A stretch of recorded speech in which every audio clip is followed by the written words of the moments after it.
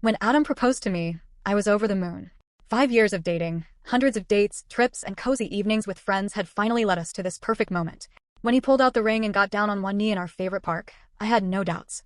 I said yes without hesitation. Adam and I immediately decided we wanted a small wedding. Just our closest friends and family, something intimate and cozy, without any extravagance or unnecessary show. This was our day, and we wanted it to be exactly as we had imagined. But my mother, Linda, had different plans. My mom had always been a strong-willed woman. She loved being the center of attention and controlling everything that happened in her life, and everyone else's. I knew she had a tendency to interfere, but I had no idea just how much of a nightmare this would become.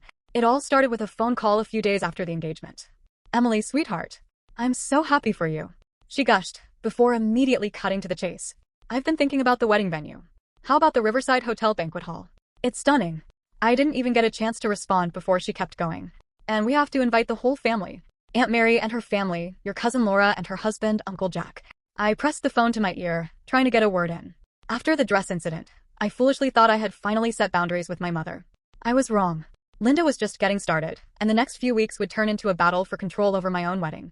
It started subtly, small things I didn't even notice at first. Then, it spiraled out of control. One evening, I was going through the guest list with Adam, making sure we were still within our limit of 30 people. That's when I saw names I didn't recognize. "Who is Helen Grant?" I asked, pointing at a name in the middle of the list. Adam leaned in, frowning. "No idea. Do we know a Richard and Claire Monroe?" "No." We started going through the list, and I realized there were over a dozen names I had never seen before. I immediately called my mother. "Mom, did you add people to our guest list?" "Oh yes, sweetheart. Just a few of my friends. You met Helen at that charity event 5 years ago. And the Monroes? They're wonderful people. You'll love them." "Mom, we agreed. 30 guests. Closest family and friends only." "But, Emily, these are my friends. They've known you since you were a baby." "I don't even remember them." "That doesn't matter. It's about appearances. You can't have a wedding without the right people there." I was about to argue when Adam shook his head and mouthed, "Check the budget." A cold feeling settled in my stomach. I opened the spreadsheet we had carefully planned. The numbers had changed. Dramatically. "Mom, what is this?" My voice was dangerously low. "What's what, dear?" "The florist. It was supposed to be $3,000. Now it says $15,000. The catering? We had a deal for $7,000, and now it's $30,000. Linda sighed, as if I were a stubborn child. "Well, I made a few upgrades. You need a high-end florist, Emily. This is your wedding, not some backyard picnic. And the food? You can't just serve basic chicken and pasta. I hired a caterer who specializes in gourmet experiences. Truffle risotto, wagyu beef, fresh oysters. You had no right to change this." I shouted. Adam grabbed the laptop and scrolled further. "Emily, she added a live orchestra. $5,000. A what? And a professional dance instructor for our first dance. $3,000. I turned back to the phone. "Mom, we cannot afford this." "Oh, don't worry. I've already put down deposits." I felt like the room was spinning. "Deposits? With whose money?" "Well, with your father's credit card." I nearly threw my phone across the room. "Mom, this isn't your wedding. But it's your big day, and I just want it to be perfect." I hung up before I said something I'd regret. The next day, I drove straight to my parents' house, determined to undo the mess. Dad met me at the door, rubbing his temples. "I got the credit card bill this morning," he muttered. "I nearly had a heart attack." "You're telling me," I groaned. "Where is she?" "In the dining room." "Good luck." I stormed in, finding Linda sitting at the table with a stack of wedding catalogs. "Oh, Emily. I was just looking at some monogram napkins." "Cancel everything." "No." She sighed dramatically. "Sweetheart, don't be so emotional." "No, Mom. I mean it. You had no right to do this." "But the florist already ordered the arrangements. And the caterer." "I don't care. Call them.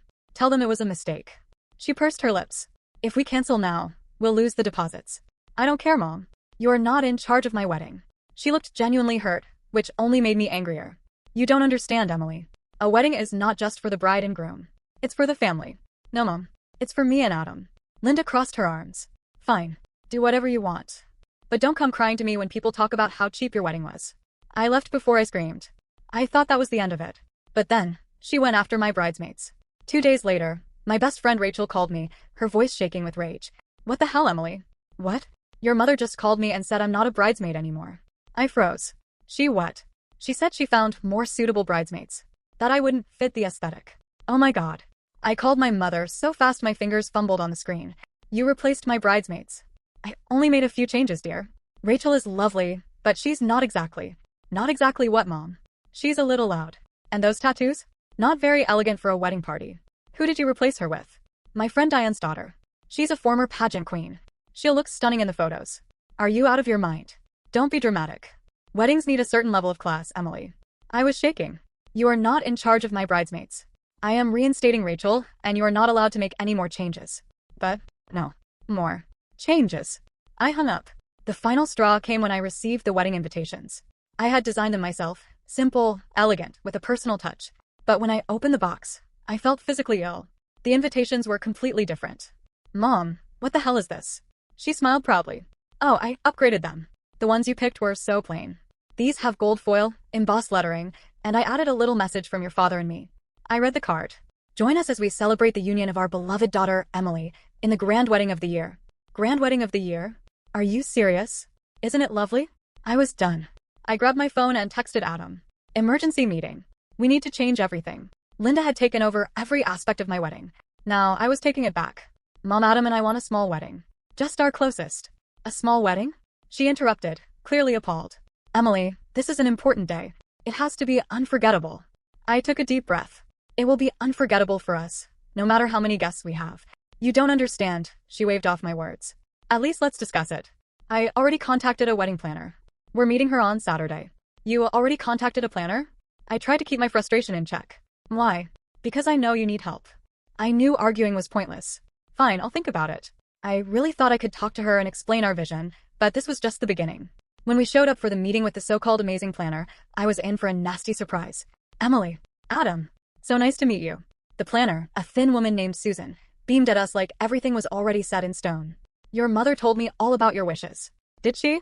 I asked, raising an eyebrow. Linda practically glowed with excitement. Yes, we've already discussed the key details. Here, take a look at some decoration ideas.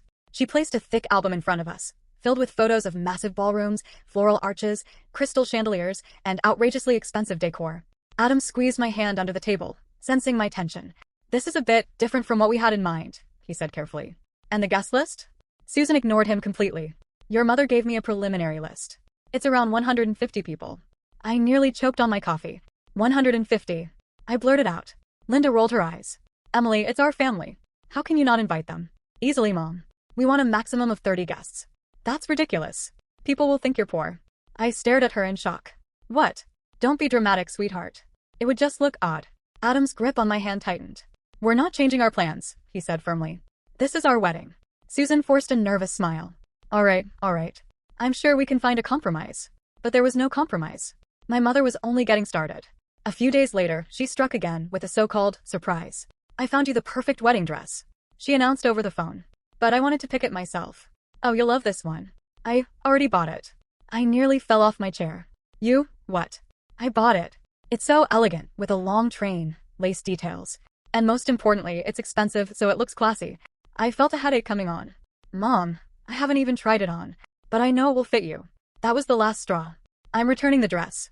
And if you don't stop interfering, I won't invite you to the wedding at all. Silence. You wouldn't dare, she finally said. Oh, I would. I hung up. Adam walked into the room, immediately noticing my flushed face. She did something again, didn't she? She bought me a wedding dress. Without asking, Adam let out a low whistle. You need to put her in her place. I already did. What I didn't know was that Linda wasn't backing down. In fact, she was preparing for her biggest move yet. I should have known my mother wouldn't give up. I should have expected that when she realized she couldn't control me, she would try to erase me entirely. But even I couldn't have predicted just how far she would go. The first sign that something was terribly wrong came in the form of a casual text from my brother Josh. Josh, hey, heard about the changes to the wedding. Probably for the best. Don't freak out. Changes? I immediately called him. What do you mean, changes? There was a long pause before he sighed. Mom decided to go ahead with a family-only wedding. No outsiders. No unnecessary drama.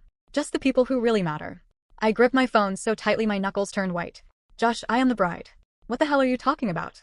Look, Emily, you've been so difficult about this whole thing. Mom's just trying to make sure everything is done right. Without me. He hesitated, but then I heard him mutter. Maybe it's for the best. My vision blurred with rage. Are you seriously saying that my own wedding is better without me? You've made it all about you, Emily. Weddings are about family. I could barely breathe. Whose idea was this? Mom's, obviously. But Dad agrees. I hung up and called my father. Dad, tell me this isn't real. There was silence, then his tired voice. Emily, you've been so ungrateful. Your mother put her heart and soul into planning this wedding, and all you've done is complain. Complain. She took over everything. She changed the guest list, blew up the budget, fired my bridesmaids. And for good reason. You were making reckless decisions. So you're just going along with this insanity. He sighed again. The wedding will go forward as planned. You can either come as a guest, or not at all. I couldn't speak. I literally could not form words. You're excluding me from my own wedding? It's what's best for the family. The room spun around me.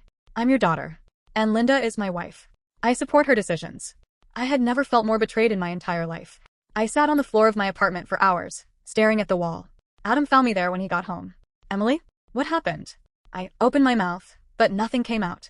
Then, like a dam breaking, I started sobbing. Adam held me, his hands firm on my back. Tell me. I choked out the words. My mother, she took my wedding. She's having it without me. I felt his body go rigid. She what? I told him everything. The guest list. The budget. My own father and brother siding with her. Adam pulled back and cupped my face in his hands. Listen to me. We will fix this. I shook my head. How? She has the venue, the guests, the money, everything. He took a deep breath, then stood up. We're calling my parents. Right now. I had always liked Adam's parents, but I had never realized just how different they were from my own family until I heard his mom's reaction. She did what? His father, a retired lawyer, immediately launched into action. Emily, did she put any of this in writing? Did she transfer ownership of the contracts? I don't know. We need to find out. If your name is on those contracts, they can't legally exclude you. I blinked, suddenly feeling like I had an army behind me. You'd help me fight this? Adam's mother practically growled through the phone. Honey, we're not just helping. We're stopping this madness. But no amount of legal action could undo the damage to my heart. I felt shattered. That's when Adam suggested therapy. At first, I resisted. I don't need a therapist. I need my family to act like decent human beings. Adam just held my hand. You need someone to help you through this. Please, Emily. Just try. So I did. I sat in Dr. Harper's office, arms crossed, heart heavy. My mother stole my wedding, I said bitterly. Dr. Harper didn't look shocked. Tell me everything. So I did. She listened. She didn't interrupt. She didn't tell me I was overreacting. And when I finished, she simply said, Emily, you've been emotionally manipulated your entire life. Your mother isn't just controlling, she's abusive. I stared at her. Abusive? No, she's just overbearing. Dr. Harper tilted her head. Does she respect your decisions? No. Does she guilt-trip you when you don't obey her? Yes. Does she turn family members against you when you resist? My stomach clenched. Yes. That's abuse. I sat there stunned. I never thought of it that way. She nodded. Because she raised you to believe this was normal. But Emily, you deserved better than this. For the first time in my life, I believed it. The next day, I made my decision. I wasn't going to beg for my wedding back. I wasn't going to fight to be part of a ceremony I no longer wanted. I was going to take my life back. Adam and I sat down with his parents and started planning. Not a revenge wedding. Not a desperate attempt to outdo my mother. Just our wedding. One that was truly ours. And as for my mother, she was about to realize that she had lost something far more valuable than control. Adam and I had never wanted a flashy wedding. We had never cared about grand ballrooms, expensive flowers, or a guest list packed with people we barely knew. But after everything my mother had done, we weren't just fighting for a wedding anymore. We were fighting for ourselves. That's why, in complete secrecy, we planned our wedding. It would be small, intimate, and far away from my family's toxic control. Adam's parents helped us book a beautiful garden venue just outside the city, a hidden gem, surrounded by trees, with fairy lights strung between them. It was simple. It was peaceful. It was perfect. We invited only the people who truly supported us. Adam's parents, his siblings, a few close friends, and to my surprise, my Aunt Carol. Carol was my father's older sister, and while she had never openly gone against my mother, she had always been quietly kind to me. So when I told her what had happened, she whispered, I knew she'd pull something like this. She never said more, but when I told her about our secret wedding, she squeezed my hand and said, I'll be there. We kept everything under wraps. No social media. No public announcements. Adam and I knew that if my mother found out, she would lose her mind. The day of the wedding arrived, and for the first time in months, I felt at peace. I didn't have a designer dress forced on me. I had a simple, elegant gown that I had chosen myself. I wasn't walking into a ceremony filled with strangers my mother deemed important. I was surrounded by love. As I stood under the arch, looking into Adam's eyes, I realized this was what a wedding was supposed to be. We exchanged vows, kissed as husband and wife, and celebrated with laughter, clinking glasses, and genuine happiness. For the first time in months, I was free. And then the news got out. I don't know who snitched, but someone from the small guest list let the secret slip. Maybe it was a friend of a friend. Maybe it was a distant cousin who had seen a picture. But within hours, my phone was blowing up. Josh was the first to call. Are you fucking serious, Emily? I barely had time to respond before he went off. You betrayed the family. You went behind our backs like a selfish brat. I gritted my teeth. You mean the family that excluded me from my own wedding? It wasn't about excluding you. It was about keeping the wedding proper. Oh, so it's proper to have a wedding without the bride? You don't get it. You humiliated Mom. I almost left. Oh, I humiliated her? What about what she did to me? Mom was trying to help. You're the one who threw a tantrum and ran off to do this behind our backs. I clenched my jaw. Josh, if you can't see how insane this is, I don't know what to tell you. His voice was cold. Then maybe we're done, Emily. I swallowed hard. Maybe we are. And I hung up. But Josh's anger was nothing compared to my mother's. She didn't call. She didn't text. She went straight to Facebook. By the time I checked, her post had hundreds of comments. A mother's heart is the most fragile thing. After sacrificing everything for my daughter's happiness, I was repaid with betrayal. A secret wedding, done behind our backs, while we were cast aside like we were nothing. I can't believe I raised someone so cruel. I have never felt pain like this. Below, the comments were pouring in. Oh, Linda, I'm so sorry. You don't deserve this. How could Emily do this to her own mother? Ungrateful children always learn the hard way. I wanted to scream. Adam's phone buzzed. His face darkened. Your mom just messaged my parents. She's saying we tricked her and staged the wedding just to humiliate her. I laughed bitterly. Because everything has to be about her, right? I scrolled through the comments, my anger growing with every new message. And then I saw it. A single reply. From Aunt Carol. Linda, I love you, but we both know this isn't the whole story. The comment wasn't aggressive. It wasn't even siding with me. But it was the only one that wasn't blindly supporting my mother. It was gone within 10 minutes. Mom had deleted it. The fallout was worse than I expected. Some of my extended family stopped speaking to me altogether. Others reached out in private, saying they understood, but couldn't publicly support me because they didn't want to get involved. Aunt Carol called me late at night, her voice careful. Emily, I want you to know, I'm proud of you. I swallowed the lump in my throat. But, she sighed. Your mother is, well, you know how she is. She's never going to let this go. I don't care. I'm done. There was a pause. I don't blame you. But my mother wasn't done. A few days later, Adam and I were having dinner when his phone rang. It's my boss, he said, frowning. Confused, he answered. His face changed instantly. Wait, what? That's not true. I sat up straight. What's going on? He put the call on speaker. Adam, I just wanted to check in. Your mother-in-law called the office today. She was concerned about your character. I felt my blood turn ice cold. She did what? She said she was worried that you and Emily were impulsive and dishonest, and that she just wanted to make sure you were the kind of person who deserved your position here. Adam clenched his jaw. And what did you tell her? His boss chuckled. I told her to mind her own damn business. Relief flooded my chest, but it was quickly replaced by rage. She's trying to ruin our lives, Adam. He looked at me, his expression hard. No, Emily. She's just proving she already lost control. And he was right. My mother had spent my whole life trying to control me. But she couldn't anymore. And that was killing her. I knew I had to see them one last time. Not because I believed they would apologize, not because I thought they would finally see reason, but because I needed closure. I needed to hear them say it, to look me in the eye and confirm that they were truly beyond saving. So I sent a message to my father, my mother, and my brother.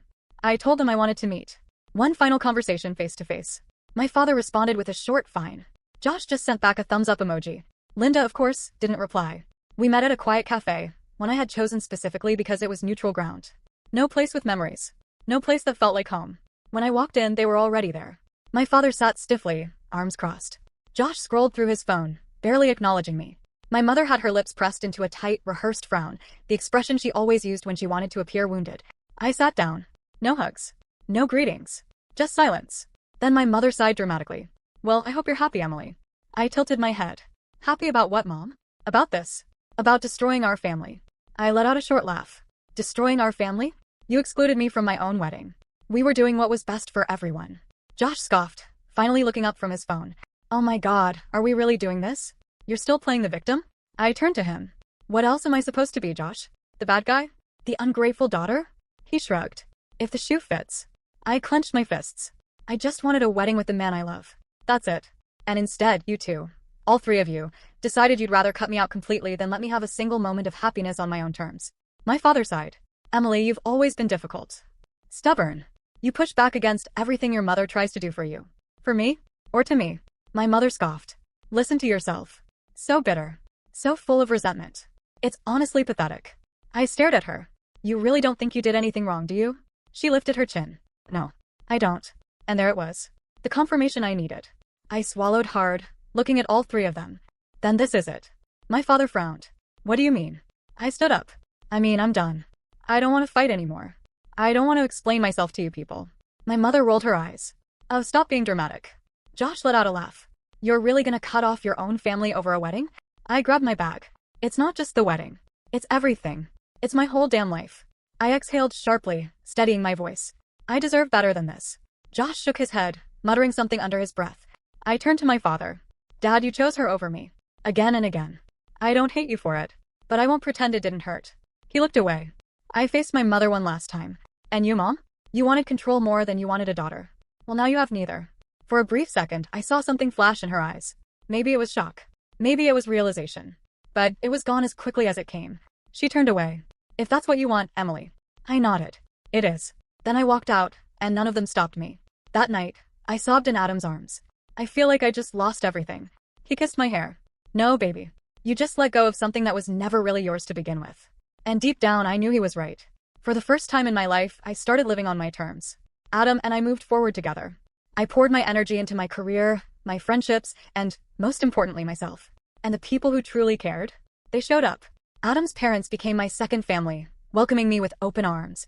His mother, Diane, would call me just to check in, something my own mother had never done. His father, Mark, made me laugh when I needed it most. And Adam's sister, Lisa? She became the sister I had always wanted. One night, we sat on her balcony with glasses of wine, watching the city lights. You know, she said, swirling her drink. My mom told me you were nervous about becoming part of our family. I looked down. I guess I just never thought I'd fit into a family like yours. Lisa smiled. Well, I hate to break it to you, Emily, but you're stuck with us now. I blinked back tears. Good. Of course, my mother wasn't done. She made sure everyone knew her version of events. Posts online about her ungrateful daughter. Subtle digs at me during family gatherings. She even sent me a letter, a handwritten letter, about how I had broken her heart beyond repair. I didn't reply, and that killed her. When silence is the only thing a narcissist can't control, it becomes your greatest weapon. The last time I saw my father, it was by accident. I was at a coffee shop when I spotted him sitting alone at a corner table. For a moment, I considered walking past him. But something in me said, face this. I walked over. He looked up startled. Emily. I nodded. Dad. There was an awkward pause before he cleared his throat. You look well. I am well. I saw the way he shifted uncomfortably, his fingers tapping against his cup. I know you think we handled things wrong. I raised an eyebrow. That's an interesting way to put it. He sighed. Your mother, she's difficult, Emily. But she's not evil. I shrugged. Maybe not. But she's not my problem anymore. He looked genuinely surprised. You really mean that? I do. He stared down at his coffee, as if considering his next words carefully. You know, you could still come around for Christmas. I smiled, but there was no warmth in it. No, Dad. I couldn't. I turned to leave. Take care.